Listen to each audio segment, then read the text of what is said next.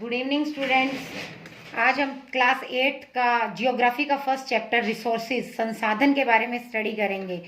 इसके रिसोर्सेज के बारे में हम सबसे पहले उसकी इम्पोर्टेंस और उसके यूजेस, इम्पोर्टेंस महत्व और यूजेस उपयोग के बारे में स्टडी करेंगे। इसके मेन पॉइंट्स क्या हैं जो हमें स्टडी करने हैं? इंट्रोडक्शन टू रिसोर्सेज, रिसोर्सेज की का इंट्रोडक्शन मतलब रिसोर्सेज के बारे में, रिसोर्सेज क्या होते हैं, कैसे बनते हैं, इन सब के बारे में। सेकंड है टाइप्स ऑफ रिसोर्सेज, रिसोर्सेज के प्रकार। थर्ड है अंडरस्टैंडिंग वेरियस रिसोर्सेज, अलग अलग संसाधनों के बारे में समझना। कंजर्वेशन ऑफ रिसोर्सेज, संसाधनों का संरक्षण। यूजेस ऑफ रिसोर्सेज, संसाधनों का उपयोग। इंपॉर्टेंस ऑफ रिसोर्सेज, संसाधनों का महत्व। The substance provided by nature which satisfy our basic needs and are used by us in various forms are known as resources. वे तत्व जो कि हमें प्रकृति के द्वारा उपलब्ध करवाए जाते हैं और जिनसे हमारी आधारभूत आवश्यकताओं की पूर्ति होती है और हमें संतुष्टि मिलती है, वे अलग अलग प्रकार के या अलग अलग रूप में हो सकते हैं। उन्हें संसाधनों के नाम से जाना जाता है। The basic resource, natural resources, air, water, mineral, soil etcetera are important for human. जो आधारभूत प्राकृतिक संसाधन है जैसे कि पानी, हवा, खनिज, मिट्टी इत्यादि, ये हम मानव के लिए बहुत ही महत्वपूर्ण है। And they have utilised them in the best possible manner, और मानव भी इनका उपयोग बहुत ही बेहतर तरीके से जिस प्रकार से संभव हो सकता है वह करता है। इन यूजिंग दीज रिसोर्सेज, इन संसाधनों को उपयोग करते समय there was a lot of wastage too, इनका बहुत ही अनुपयोग या वेस्टेज होता है। बट विद टाइम, लेकिन समय के साथ साथ साइंस एंड टेक्नोलॉजी डेवलप्ड, विज्ञान और तकनीक जैसे जैसे विकसित हो रही है, मॉडर्न एंड इनोवेटिव मेथड्स, नई नई आधुनिक तकनीकें विकसित हो रही हैं, नई खोजें की जा रही हैं, आर बीइंग डेवलप्ड, ये विकसित हो रही हैं। तो इसके साथ समय के साथ साथ जो रिसोर्सेज की वेस्टेज है वो मिनिमाइज यानी कि कम होती जा रही है। Nature has plentiful reserves, but it is the skill of human being which can further lead to development and economical utilization of these resources. प्रकृति जो है उसके पास संसाधन जो है वो प्रचुर मात्रा में है, बहुत हैं, लेकिन यह मनुष्य का कौशल है कि वह उन्हें कैसे उपयोग में लेता है जिससे कि विकास के साथ साथ उन संसाधनों को भी बढ़ाया जाए और इसका आर्थिक उपयोग भी किया जा सके। Early humans started using the resources in order to satisfy their needs. पहले मनुष्य क्या है, संसाधनों का उपयोग केवल अपनी आवश्यकताओं और संतुष्टि के लिए ही करता था। And make their life comfortable, जिससे कि उनका जीवन जो है आरामदायक हो सके। They started using trees for wood, वे क्या करते थे, पौधों या पेड़ों का उपयोग लकड़ी के लिए। On soil they started growing crops, और मिट्टी का उपयोग फसलों के उत्पादन के लिए जिससे कि भोजन बन सके। And then they started extracting minerals, और इस प्रकार धीरे धीरे उन्होंने खनिजों का भी दोहन करना शुरू कर दिया, मतलब भूमि से खनिज निकालने शुरू कर दिए। खनिज जैसे कि कोयला, सोना, चांदी, तांबा, ये सब क्या है, भूमि से निकलने वाले मिनरल्स हैं। In the last few centuries, पिछले कुछ शताब्दियों से, they made machines and started manufacturing goods, मशीनें बन गई और उनसे वस्तुओं का उत्पादन शुरू हो गया। They started creating wealth from nature, इन्होंने क्या किया, प्रकृति को संपत्ति के रूप में बनाना शुरू कर दिया, प्रकृति को एक संपत्ति बना दिया। Hence we can conclude that anything that is used to satisfy human needs, और अब हम इस निष्कर्ष पर पहुंचते हैं लास्ट में कि मानव आवश्यकता की पूर्ति के लिए और उसकी को संतुष्टि प्रदान करने के लिए संसाधन एक बेस्ट माध्यम है।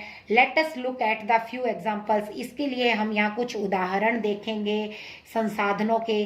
सच एज वाटर, जैसे कि पानी, which not only satisfies our basic needs, यह न केवल हमारी आधारभूत आवश्यकता को पूरा करता है या संतुष्टि प्रदान करता है, बट ऑल्सो प्रोवाइड्स इलेक्ट्रिसिटी, यह हमें बिजली भी उपलब्ध करवाता है। Which is generated from the energy of falling water, जो कि पानी गिरने की जो इसकी क्षमता है उससे उत्पन्न की जाती है।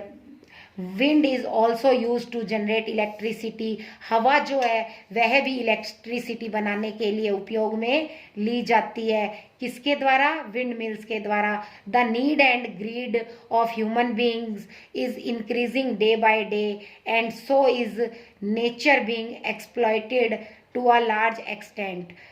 जो आवश्यकता है या लालच है मनुष्य का वह दिन प्रतिदिन बढ़ता जा रहा है। इस वजह से प्रकृति का वो क्या है, शोषण बड़ी मात्रा में करने लगा है, यानी कि वो अपनी आवश्यकता से अधिक भी खनिजों का उपयोग करने लगा है। The knowledge and creativity of human is boundless, मनुष्य की जो ज्ञान और जो उसकी क्रिएटिविटी क्षमता है किसी चीज को बनाने की, निर्मित, वो बाउंडलेस हो गई है, मतलब उस पर कोई रोक नहीं है।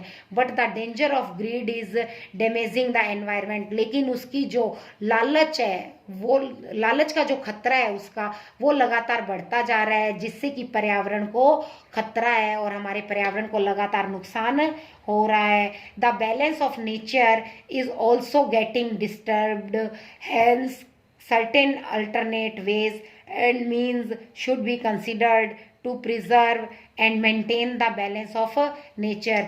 जो प्रकृति का बैलेंस है वो बनाए रखने के लिए, यानी कि प्रकृति का बैलेंस डिस्टर्ब ना हो, उसमें कोई भी समस्या उत्पन्न ना हो, इसके लिए हमें बहुत से अलग अलग तरीके अपनाने होंगे, जिससे कि हम खनिजों का संरक्षण भी कर सकें और प्रकृति का जो बैलेंस है उसे बनाए रख सकें और खनिजों का या अन्य रिसोर्सेज का अपनी आवश्यकता अनुसार उपयोग कर सकें। वैल्यू ऑफ रिसोर्सेज, संसाधनों की कीमत।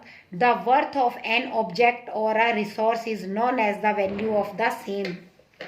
अब हम किसी एक ऑब्जेक्ट की को देखें या संसाधन को देखें तो उन दोनों की वैल्यू हमारे लिए इक्वल है। जैसे हम बाजार से कोई वस्तु खरीदते हैं, उस रूप में अगर हम संसाधन को देखें तो दोनों की कीमत हमारे लिए एक समान होती है। The value of any resource can vary from time to time and from place to place. जो कीमत है किसी भी संसाधन की, वह मतलब समय के साथ साथ अलग अलग होती है और अलग अलग स्थान पर, जैसे कि जिस स्थान पर जितना निकलता है उसके अकॉर्डिंग उसकी वैल्यू डिसाइड की जाती है। The kind of value may differ from one resource to another. Value के रूप में अगर हम देखें तो एक संसाधन जो है वो दूसरे संसाधन से बिल्कुल अलग होता है। One resource might have economic value, एक संसाधन जो है वो आर्थिक वैल्यू रखता है, वेयर्स द अदर वन में हैव एस्थेटिक और नेचुरल वैल्यू। वहीं दूसरा जो है वो प्राकृतिक मतलब वैल्यू रखता है, अपनी प्राकृतिक रूप से उसकी कीमत होती है। फॉर एग्जांपल जैसे waterfall has an aesthetic value, जैसे कि पानी का जो झरना है वाटरफॉल है उसकी एक एस्थेटिक यानी प्राकृतिक रूप से उसकी कीमत है। But when it is used to generate electricity, लेकिन जब वहीं उसका उपयोग हम इलेक्ट्रिसिटी बनाने के लिए करते हैं तो इट हैज इकोनॉमिक वैल्यू, तो वो इकोनॉमिक वैल्यू में कन्वर्ट हो जाता है, मतलब उसकी आर्थिक कीमत हो जाती है। There are certain resources which can become economically valuable with time. इस प्रकार बहुत से ऐसे संसाधन हैं जो समय के साथ साथ आर्थिक कीमत को प्राप्त कर लेते हैं, आर्थिक रूप से वैल्यूएबल हो जाते हैं। The two main factors that can change any substance into a resource are time and technology. दो मुख्य तत्व ऐसे हैं जो बदल देते हैं उन सब्सटेंसेस को या संसाधनों को समय और तकनीक के आधार पर। Both of them are related to needs of the people, और ये दोनों ही लोगों की आवश्यकताओं से जुड़े हुए हैं। Who are the most important resources, क्यों कि ये बहुत ही महत्वपूर्ण संसाधन है। Their ideas, knowledge, discoveries and inventions lead to the creation of more resources. उनके विचार, ज्ञान, उनकी खोजें और उनके जो आविष्कार हैं ये मुख्य आधार हैं इन संसाधनों का, और इन सब के लिए अधिक से अधिक संसाधनों की आवश्यकता होती है। सिंस अर्ली डेज, अगर हम आगे के दिनों में देखें, वन डिस्कवरी और invention led to the creation of more. कोई भी एक खोज या जो आविष्कार है वो किसी भी एक चीज़ को क्रिएट करने के लिए बहुत मतलब किस चीज़ को क्रिएट करने के लिए बहुत पर्याप्त होता है। Discovery of fire led to cooking practice, जैसे कि आग की जो खोज है वो हमें खाना बनाने के लिए मतलब पर्याप्त उपयोग में आती है। Invention of wheels resulted in development of modern means of transport, और पहिए की जो खोज है या आविष्कार है पहिए का, वो क्या है, हमारे आज के आधुनिक जो मीन्स है ट्रांसपोर्ट के, यातायात के जो साधन है उनके लिए बहुत ही मतलब परिणाम उसके बेहतर सामने आए हैं। Hence the most important resource are the human beings who have ideas। और यहाँ अगर हम महत्वपूर्ण जो संसाधन देखें मानव जीवन के लिए, जैसे उनके विचार, ज्ञान, उनके कौशल, इन सब चीज़ों को लीड जो करते हैं, उनके लिए जो महत्वपूर्ण जो डिस्कवरीज हैं या खोज हैं एंड इन्वेंशंस हैं, उनमें जो वे काम आते हैं। टाइप ऑफ रिसोर्सेज, संसाधनों के प्रकार। There are 3 main types of resources. Resources के मुख्य 3 प्रकार हैं। फर्स्ट है natural resources, second human made और थर्ड ह्यूमन। प्रकृति, मानव द्वारा निर्मित, और मानव खुद भी एक रिसोर्सेज के रूप में काम में आता है। नेचुरल रिसोर्सेज, प्राकृतिक संसाधन। The natural resources we get from the nature. Natural resources वे होते हैं जो कि हमें प्रकृति के द्वारा मिलते हैं। Are valuable and fulfil our needs, ये हमारे लिए बहुत कीमती हैं और हमारी आवश्यकताओं की पूर्ति करते हैं। इन वन वे और टू अदर, किसी एक प्रकार से या दूसरे प्रकार से। सच एज लैंड, जैसे कि भूमि, एयर हवा, एंड वाटर पानी, आर कॉल्ड नेचुरल रिसोर्सेज, इन सब को हम प्राकृतिक संसाधन कह सकते हैं। द एयर वी ब्रीथ, जो हवा है वो हमारे सांस लेने के लिए।